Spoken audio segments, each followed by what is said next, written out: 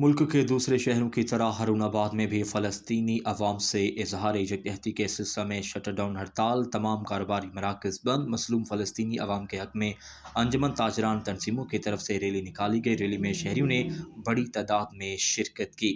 Rally में मौजूद फ़िरक़ा ने हाथों में बैनर्स और प्ले कार्ड उठा रखे थे, जिस पर फ़लस्तीन के हक़ में और इसराइल के ख़िलाफ़ मुख्तलिफ नारे दर्ज थे। रैली में मौजूद अंजुमन ताजरान के ओहदेदारान ने खिताब करते हुए कहा कि इसराइल ने जंग बंदी के बावजूद मजलूम फ़लस्तीनियों पर जुल्म के पहाड़ तोड़ दिए हैं।